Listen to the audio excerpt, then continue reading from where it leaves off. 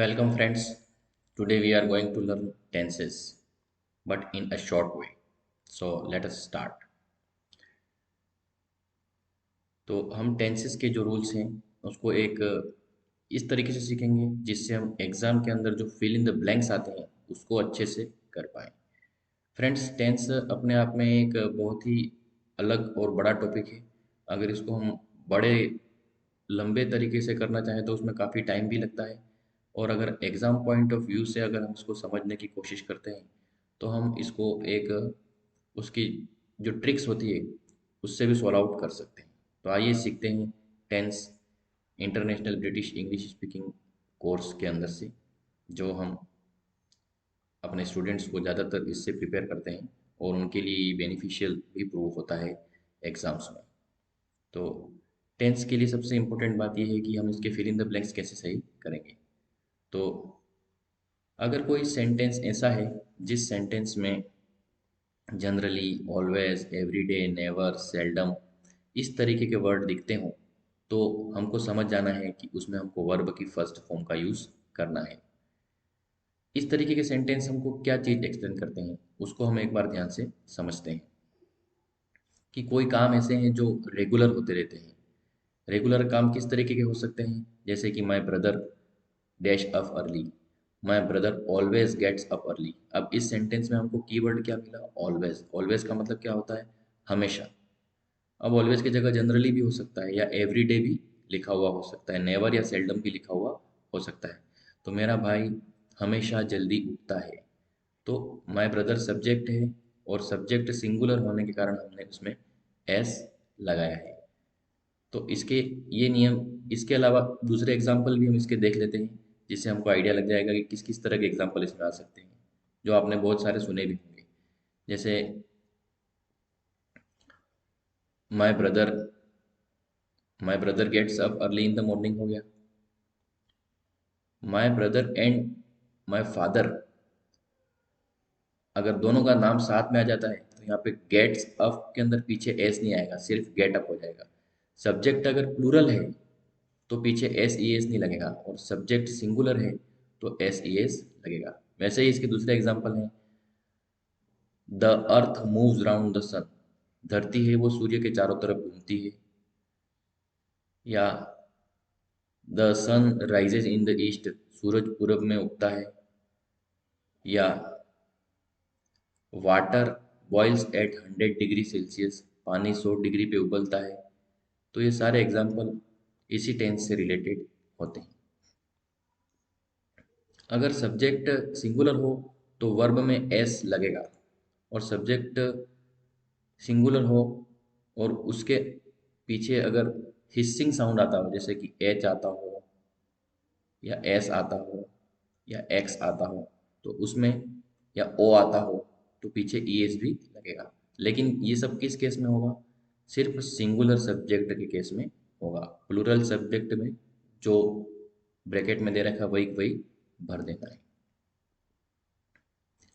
और ये जो टेंस है इसके लिए मैं आपको एक और दूसरा प्रेजेंट सिंपल टेंस है ये, तो इसके लिए आपको एक इसका अलग से वीडियो भी देखना ही होगा। इससे इसका कंसेप्ट बिल्कुल ही क्लियर हो जाएगा। इसके अलावा बाकी सारे टेंसेस हमको बहुत इजी लगेंगे। तो आइए चलते हैं नेक्स्ट टेंस पे। बीती हुई घटना के बारे में बताने के लिए वर्ब की सेकंड फॉर्म का यूज होता है।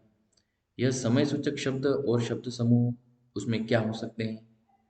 अगर किसी सेंटेंस में last week, last month, last year, previous year, yesterday, पुराना साल जैसे 1995, 1996, 2000, 2001, ये कोई भी पुराना साल आ जाए, या एगो, इनमें से कोई भी शब्द अगर किसी सेंटेंस में मिल जाता है तो हमको उसमें वर्ब की फर्स्ट फॉर्म फिलअप करनी है।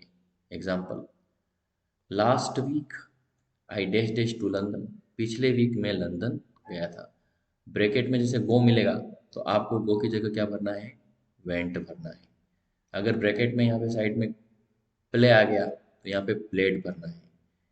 अगर ब्रैकेट में कम आ गया तो हमको यहाँ पे केम भरना है।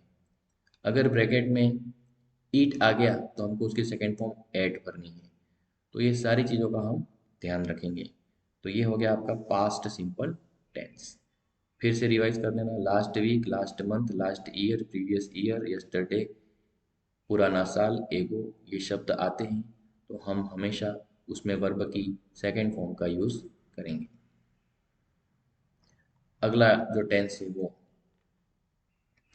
अगर किसी टेंस में किसी लाइन में अगर tomorrow, next week, next month, next year या आने वाला साल या इन फ्यूचर ये शब्द आते हैं तो हमको वहाँ पर विल के साथ वर्ब की फर्स्ट फॉर्म का यूज़ करना है। एग्जाम्पल, इन 2050, 2050 में, माय फ्रेंड डैश डैश, या ब्रैकेट में गो दे देंगे तो हमको क्या करना है, विल गो। तो my friend will go to USA, 2050 में मेरा दोस्त यूएसए जाएगा। तो tomorrow, next week, next month, next year, आने वाला साल या इन फ्यूचर शब्द आए तो जो भी वर्ब दे रखी हो उसके साथ फर्स्ट विल लग जाएगा, अर्थात विल प्लस फर्स्ट फॉर्म का यूज़ करेंगे और ये फ्यूचर सिंपल टेंस है।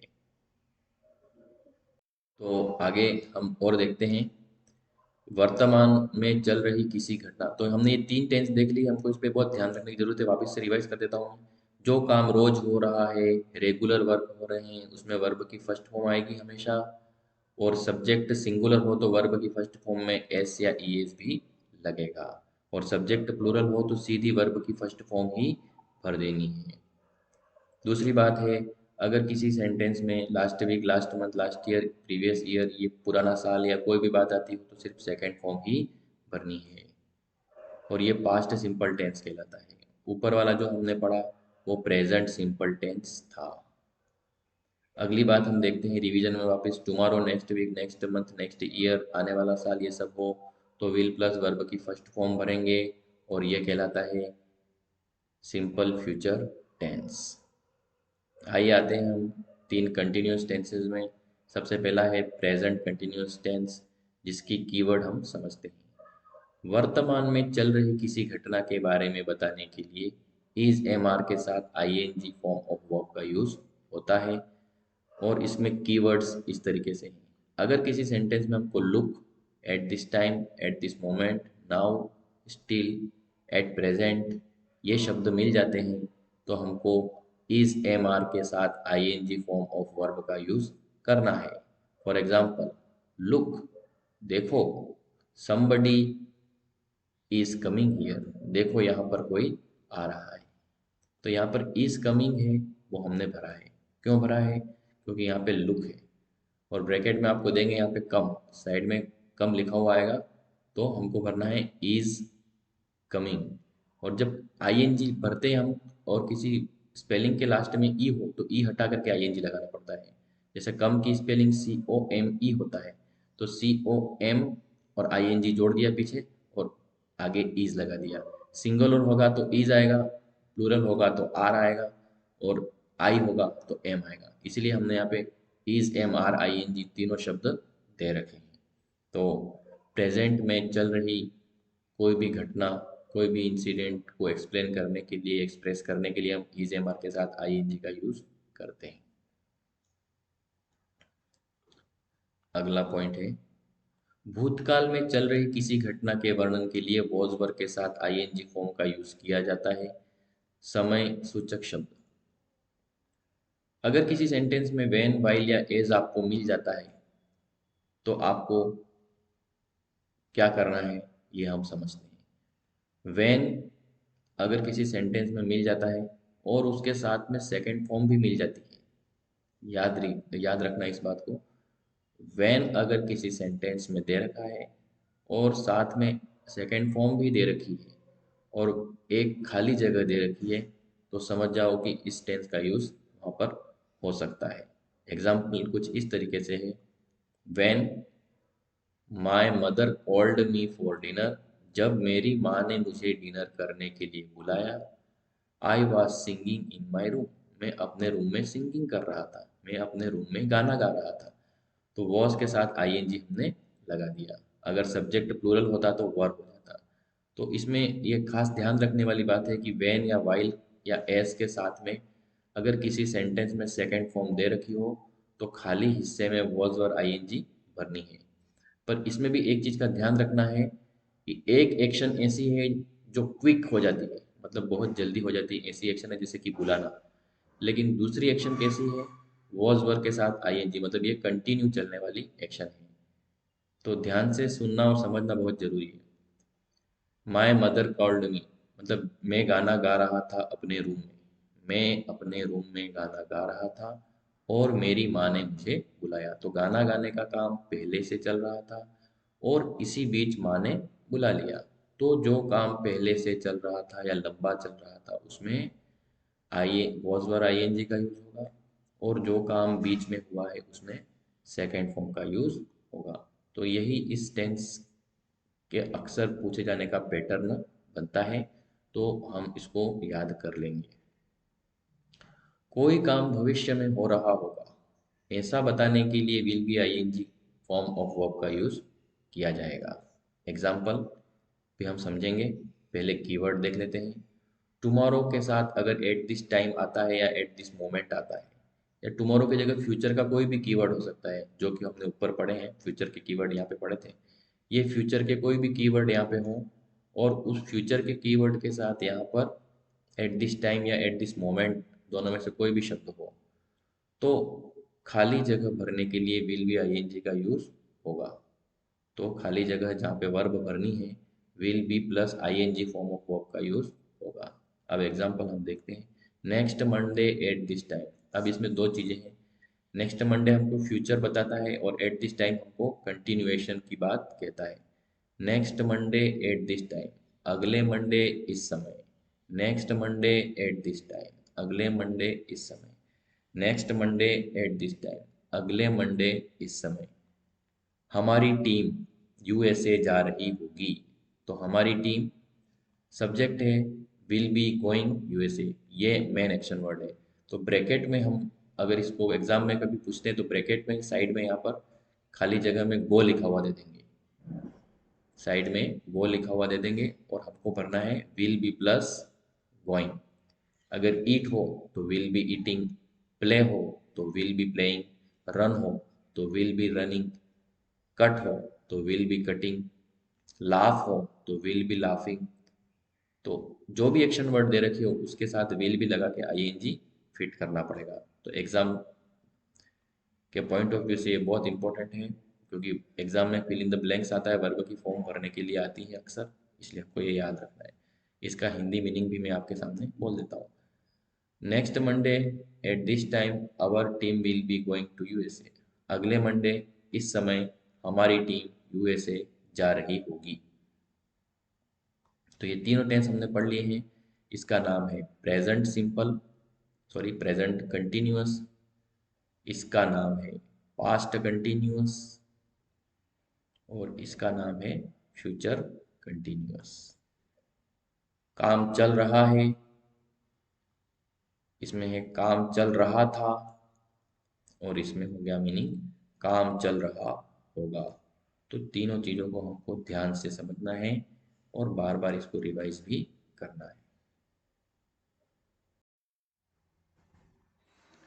आइए अब आगे देखते हैं हम present perfect tense. Present perfect tense के अंदर हम क्या देखते हैं, वर्तमान तक अगर कोई काम पूरा हो गया है, मतलब आज हम जिस कंडीशन में हैं उसके पहले जो भी काम पूरे हो चुके हैं और नियर फ्यूचर में उस काम के रिपीट होने के चांसेस बहुत कम हैं, उस कंडीशन में हम इस टेंस का यूज़ करते हैं। तो जो काम पूरा हो चुका है ऐसा बताने के लिए हैज़ हैव के साथ वर्ब की थर्ड फॉर्म का यूज़ होता है। याद करने का सरल तरीका, just, recently, up to now, yet और सो फार। अगर किसी सेंटेंस में just, recently, up to now, yet और सो फार ये शब्द हमको मिल जाते हैं, तो खाली जगह में हमको हैज हैव के साथ वर्ब की थर्ड फॉर्म का यूज करना है।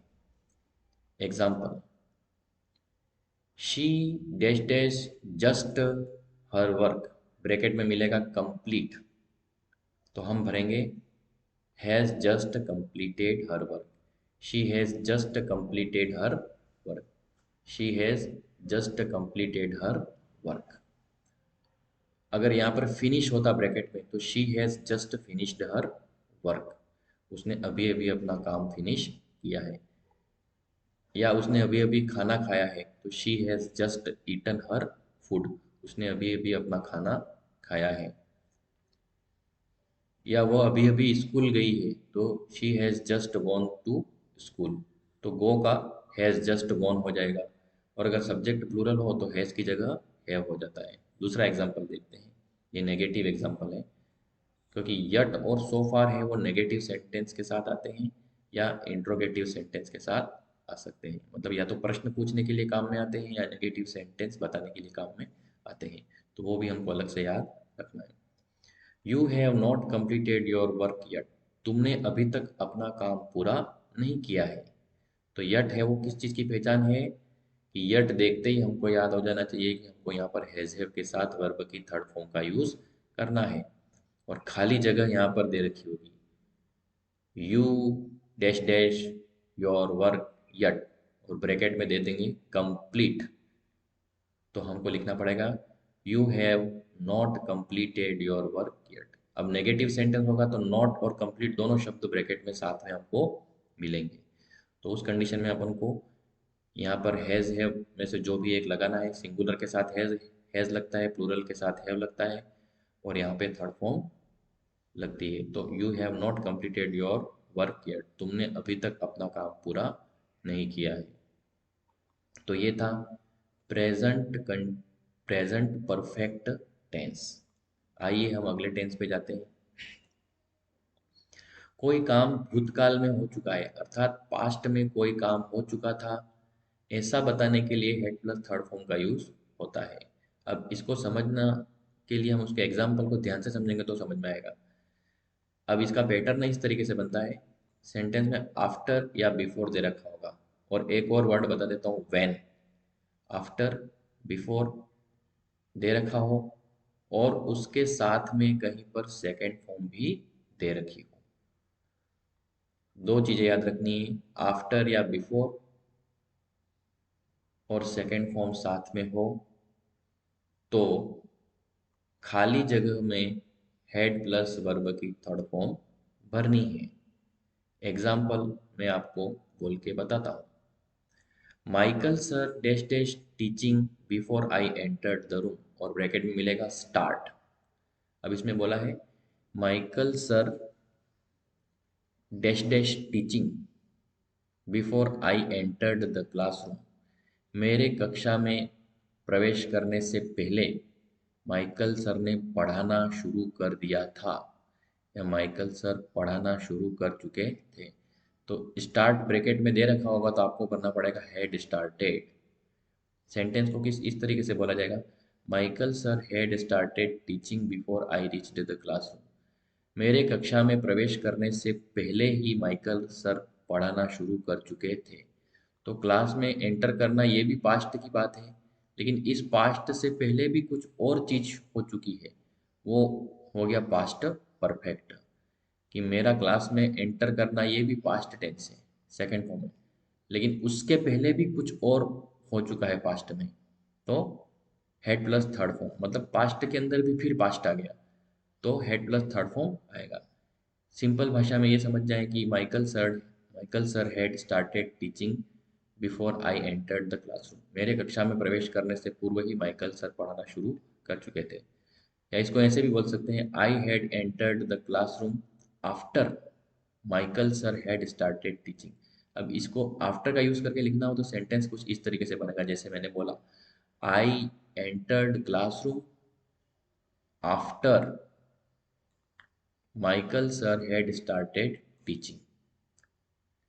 तो आफ्टर का यूज करके सेंटेंस कुछ इस तरीके से हो जाएगा कि मेरे कक्षा में प्रवेश करने माइकल सर पहले से पढ़ाना चालू कर चुके थे और मेरे कक्षा में एंट्री बाद में हुई। तो कुछ इस तरीके से बात रहेगी। एक और एग्जांपल सुन लो, जैसे कि एक पेशेंट था और एक डॉक्टर था। अब होता क्या है कि पेशेंट बीमार था और वह बीमारी के लिए उसको बीमारी से स्थिति उसकी बहुत खराब होती जा रही थी। अब उसको ठीक करने के लिए डॉक्टर की एडवाइस की और डॉक्टर के सुपरविज़न की ज़रूरत थी। जल्दी से डॉक्टर को कॉल किया गया। डॉक्टर आने की पूरी कोशिश करता है। डॉक्टर वहाँ तक पहुँच भी जाता है, लेकिन डॉक्टर के आने से पहले ही पेशेंट मर चुका था। इस कंडीशन में बात ये होती है कि डॉक्टर का पहुंचना भी पास्ट टेंस है और पेशेंट का मरना भी पास्ट टेंस है। तो दोनों ही इंफॉर्मेशन जो है या दोनों ही इंसिडेंट है वो पास्ट की है, लेकिन डॉक्टर के आने से पहले पेशेंट मर चुका था। बात ये होती है, डॉक्टर के आने से पहले ही पेशेंट मर चुका था। अब डॉक्टर वहाँ पहुँच भी गया है, लेकिन डॉक्टर कुछ कर नहीं सकता है, पेशेंट को जिंदा नहीं कर सकता है, नहीं उसकी हेल्थ में कोई इम्प्रूवमेंट कर सकता है। तो अब इस सेंटेंस को कैसे बोला जाएगा? तो एग्जाम्पल मैं इंग्लिश में बोलता हूँ। The patient had died before the doctor came. Doctor के आने से पहले ही पेशेंट मर चुका था। The patient had died before the doctor केम। अब डॉक्टर केम है, उसमें भी सेकेंड फॉर्म का यूज हुआ है, लेकिन पेशेंट डाइड है वो डॉक्टर से पहले हो गया। डॉक्टर के आने से पहले ही या कुछ समय पहले ही डॉक्टर पेशेंट मर चुका है, चाहे 1 मिनट पहले मरेगा, 2 मिनट पहले मरेगा कि 10 मिनट पहले मरेगा, 1 घंटा पहले मरे, पर डॉक्टर का आना बाद में हुआ है और पेशेंट का मरना पहले हुआ है। इसलिए एग्जाम्पल कैसे बोला जाएगा या स्टेटमेंट कैसे बोला जाएगा? The patient had died before the doctor came. Doctor के आने से पहले पेशेंट मर चुका था। अब इसको बिफोर का यूज नहीं करते हुए किसी और तरीके से बोलना हो तो भी हम बोल सकते हैं doctor came after the patient had died. तो अब इसमें आफ्टर लगा दिया मैंने। या दूसरा एग्जांपल एक और बोल सकते हैं जिसमें मैं व्हेन का यूज करूंगा और दूसरे सेंटेंस में ऑलरेडी का यूज करूंगा। अब ध्यान से आप सुनिएगा। When doctor came the patient had already died. When the doctor केम, जब डॉक्टर आया, the patient had already died. Patient पहले से मर चुका था। जब डॉक्टर आया तब पेशेंट पहले से मर चुका था। तो मैंने एक ही सेंटेंस को आफ्टर का यूज़ करके, बिफोर का यूज़ करके और व्हेन के साथ ऑलरेडी का यूज़ करके बोल के आपको बता दिया है। तो अब तक मैं एक्सपेक्ट करता हूँ कि आपको ये पता चल गया होगा कि पास्ट परफेक्ट टेंस किसको कहते हैं। अब आगे हम देखते हैं हमारा अगला टेंस, जो बहुत ही अच्छे तरीके से आपको समझ में आएगा, धीरे से समझना होगा।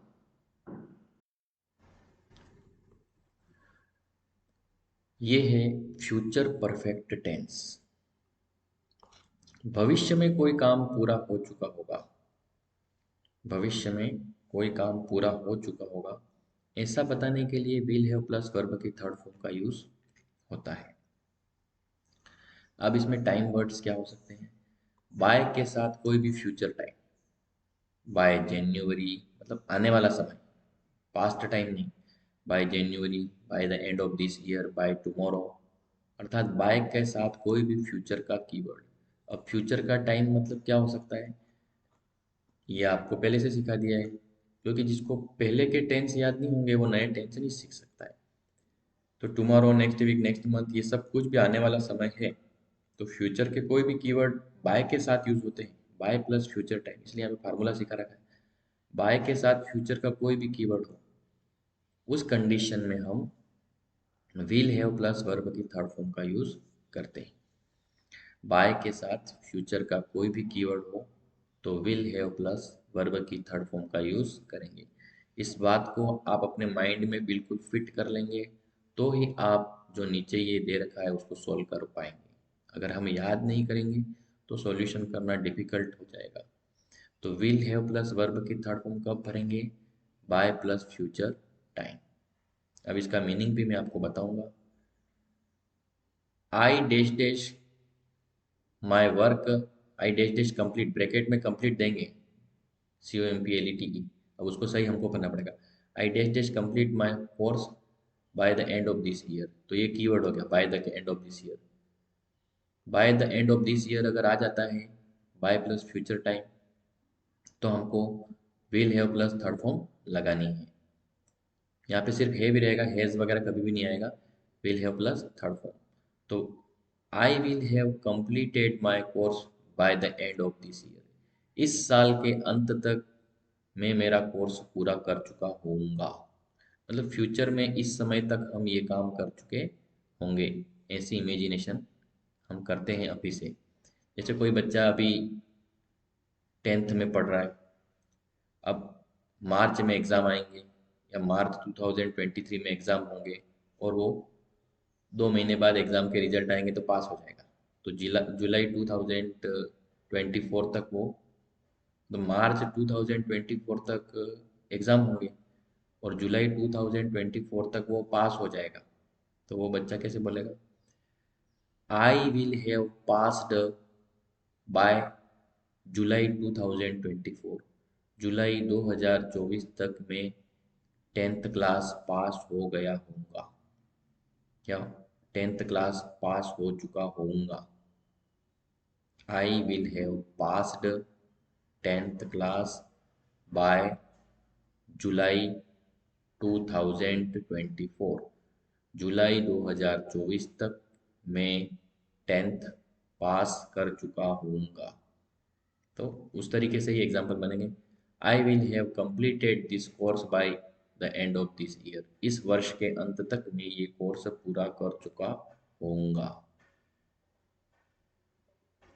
तो ये था आपका फ्यूचर परफेक्ट टेंस, अर्थात फ्यूचर में किसी समय तक कोई काम पूरा हो चुका होगा, ऐसी हम कल्पना कर लेते हैं, तो उस कंडीशन में ये टेंस का यूज होता है। अब हम देखते हैं परफेक्ट कंटिन्यूअस टेंसेस, जो कि परीक्षाओं में यहाँ तक तो जरूर पूछा जाता है, उसके आगे वाले बहुत कम पूछे जाते हैं, पर हमको पता रहना चाहिए। अगर कोई काम वर्तमान में चल रहा है और उसके साथ में उस काम के शुरू होने का समय भी लिखा हुआ है, या काम कितने समय से चल रहा है ये भी लिखा हुआ हो, तो उस कंडीशन में हम हैज़ हैव बीन आईएनजी का यूज़ करते हैं। इसमें क्या कीवर्ड मिलेंगे? सिंस, फॉर या ऑल, ये शब्द सेंटेंस में मिलेंगे हमको पहले से, और हम इससे आंसर सॉल्व आउट कर पाएंगे। अब ये जो टेंस हम सीख रहे हैं 10 नंबर का, एक्चुअल में ये कंटिन्यूस टेंस ही है जो कि हमने यहाँ पे सीखा था 3 नंबर में। देखो 3 नंबर क्या, 4 नंबर में, कि लोग at this time, at this moment वगैरह हो तो is am are I N G लगेगा, कि इस समय में ये काम कर रहा हूँ, कोई यहाँ पर आ रहा है। लेकिन जैसे ही इस तरह के स्ट्रक्चर के अंदर हम ये जोड़ देते हैं, क्या जोड़ देते हैं? ये शब्द सिंस या फॉर। काम चल रहा है, लेकिन कितनी देर से चल रहा है या कब से चल रहा है, ये अगर उसके अंदर मेंशन हो जाता है तो is am are I N G नहीं होकर has have been I N G हो जाती है। Is am are I N G नहीं होकर के यहाँ पर has have been I N G क्यों हो गया है? क्योंकि यहाँ पर या तो सिंस दे रखा है या फॉर दे रखा है। इसका मतलब ये हुआ कि काम कितनी बजे से शुरू हुआ, या काम कब से शुरू हुआ, या कितनी देर से काम चल रहा है, ये भी दे रखा है। इसलिए हैज़ हैव बीन आईएनजी लगाया है। They have been dancing since morning, वह सुबह से डांस कर रहे हैं। या they have been dancing for 2 hours, वो 2 घंटे से डांस कर रहे हैं। इन दोनों में से एक ही लगाना है। या तो काम कब स्टार्ट हुआ ये बताना है, या काम कितनी देर से चल रहा है ये बताना है। दोनों में से एक लगा सकते हैं। सिंस का मतलब है पॉइंट ऑफ टाइम, और फॉर का मतलब हो गया पीरियड ऑफ टाइम, कि कितने समय से चल रहा है, तो फॉर लगाना है। और सिंस कब लगेगा? कब से चल रहा है, फिक्स पॉइंट ऑफ टाइम। तो they have been dancing since morning, वे सुबह से डांस कर रहे हैं। या they have been dancing for 2 hours, वह 2 घंटों से डांस कर रहे हैं। तो ये हो गया आपका present perfect continuous tense, has have been ING.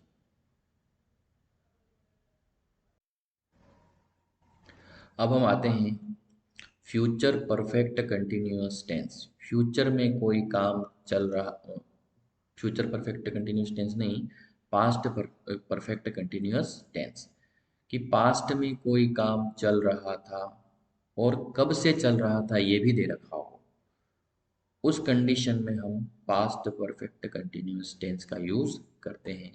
ये टेंस इस टेंस से बना हुआ है जो हमने अभी पहले पढ़ा था, यही चीज है। लेकिन डिफरेंस क्या है कि यहाँ पर काम चल रहा था ये लिखा है, काम कितनी बजे से चल रहा था, कब से चल रहा था, ये लिखा हुआ नहीं है। जैसे कि ये प्रेजेंट कंटिन्यूअस टेंस है, इसमें भी काम चल रहा है यूँ लिखा है, लेकिन कब से चल रहा है ये नहीं लिखा है। वैसे ये पास्ट टेंस है, पास्ट कंटिन्यूअस टेंस है, लेकिन इसमें काम कब से चल रहा है ये नहीं लिखा है। तो अगर पास्ट की बात हो और काम कब से चल रहा हो, ऐसा टाइमिंग दे रखा हो, जैसे कि ये सिंस फोर का यूज करके यहाँ पे लिखा है, तो जब पास्ट कंटिन्यूअस है और उसमें टाइमिंग दे रखी हो, तो वो पास्ट कंटिन्यूअस बन जाता है पास्ट परफेक्ट कंटिन्यूअस टेंस। और वॉज और आईएनजी नहीं भर के उसमें हम हैड बीन आईएनजी भरेंगे। तो हम इसको एग्जाम्पल को पूरा पढ़ के समझ लेते हैं।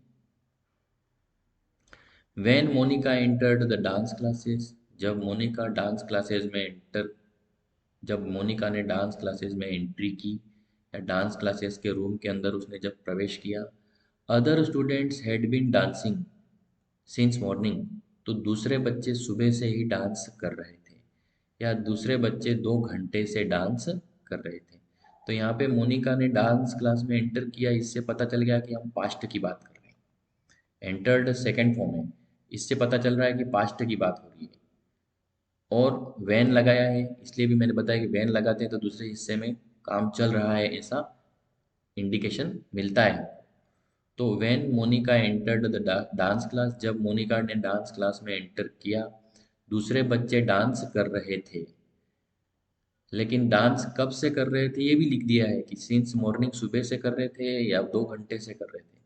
तो डांस या कोई भी काम कितनी देर से कर रहे हैं, कब से कर रहे हैं, या कितनी देर से कर रहे हैं, अगर ऐसा दे रखा हो तो हमको हैड बीन आईएनजी भरना है।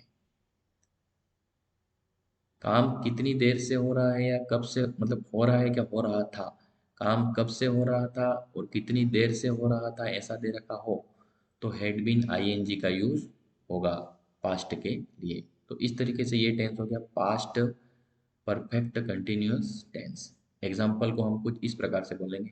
When Monica entered the classroom, जब मोनिका ने क्लासरूम में एंटर किया था, other student had been dancing since morning, तो दूसरे स्टूडेंट हैं वो सुबह से डांस कर रहे थे या 2 घंटे से डांस कर रहे थे। तो ये जो बात है वो हमको बताती कि हम present past perfect continuous tense को समझ चुके हैं। तो इसको बार बार देखना भी चाहिए, तभी रूल याद होंगे। रूल हमको इस तरीके से याद करना है। व्हेन के साथ अगर सेकंड फॉर्म दे रखी हो और सेंटेंस में सिंस या फॉर भी दे रखा हो, सिंस फॉर या आल भी दे रखा हो, तो खाली जगह में हमको had been plus ING form का यूज करना है। तो फ्रेंड्स ये था आपका पास्ट परफेक्ट कंटिन्यूअस टेंस।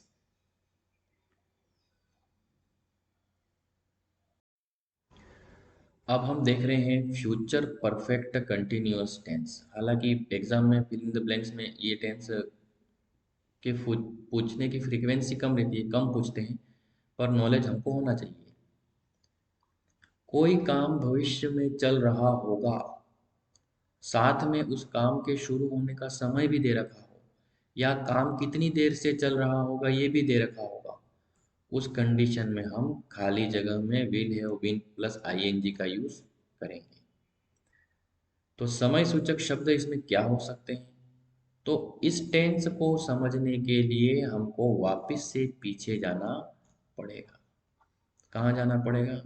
जहाँ पर हम पहले थे, पढ़ चुके थे कि tomorrow plus eight this time वाला जो हमने पढ़ा था कि tomorrow plus eight this time हो तो विल भी आईएनजी भरना पड़ता है कि कल इस समय में ये काम कर रहा होऊंगा। Next Monday at this time our team will be going to USA, अगले मंडे हमारी टीम इस समय यूएसए जा रही होगी। ऐसी बात अगर हमने लिख रखी है, लेकिन यहाँ पर काम कितनी देर से चल रहा है या कब से चल रहा है ये कुछ भी मेंशन नहीं है। भले ही दे रखा है कि टुमारो, काम फ्यूचर में चल रहा होगा, इस समय चल रहा होगा, ये सब लिखा है, तो हमने विल बी आईएनजी फॉर्म भर दिया, विल बी आईएनजी भर दिया। ठीक है, कि अगले मंडे इस समय हमारी टीम यूएसए जा रही होगी। लेकिन इसके साथ में अगर ये चीज जुड़ जाती है, क्या जुड़ जाती है, सिंस फॉर, जैसे सिंस फॉर भर दिया, और साथ में क्या दे रखा है, फ्यूचर का टेंस भी दे रखा है, सिंस फॉर और फ्यूचर टेंस दोनों दे रखा है। उस कंडीशन में क्या होगा, हमको खाली जगह में विल हैव बीन आईएनजी भरना पड़ेगा। एग्जाम्पल को हम कुछ इस तरीके से समझेंगे। When Monica dash dash, when Monica will enter the dance class, जब मोनिका डांस क्लास में एंटर करेगी। पिछले एग्जाम्पल का हमने इसको टेंस बदल दिया इसमें। When Monica will enter the dance class, जब मोनिका डांस क्लास एंटर करेगी। दूसरे बच्चे या अदर स्टूडेंट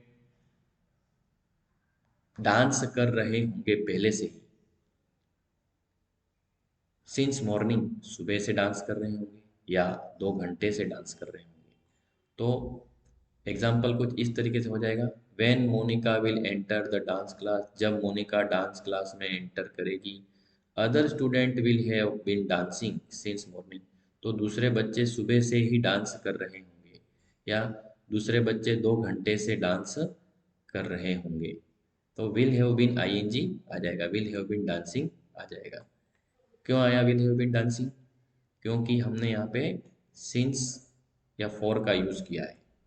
इससे पता चल रहा है कि एक्शन फ्यूचर में होएगा, लेकिन एक्शन फ्यूचर में हो रहा होगा, और साथ में कब से हो रहा होगा या कितनी देर से हो रहा होगा, इसका टाइम भी दे रखा है। उसके कारण से हम विल हैव बीन आईएनजी का यूज़ करते हैं। अगर यहाँ पे सिंस या फॉर का यूज़ नहीं होता, तो ये टेंस में विल हैव बीन आईएनजी का यूज़ भी नहीं होता। सिंस या फॉर के साथ टाइम का यूज़ नहीं होता, तो ये भी नहीं भरना पड़ता। तो सिंस फोर नहीं होता तो फिर क्या होता, अगर सिंस फोर नहीं होता तो ये टेंस इसी रूप में रहता। किस रूप में रहता, विल बी आईएनजी हो जाता वो।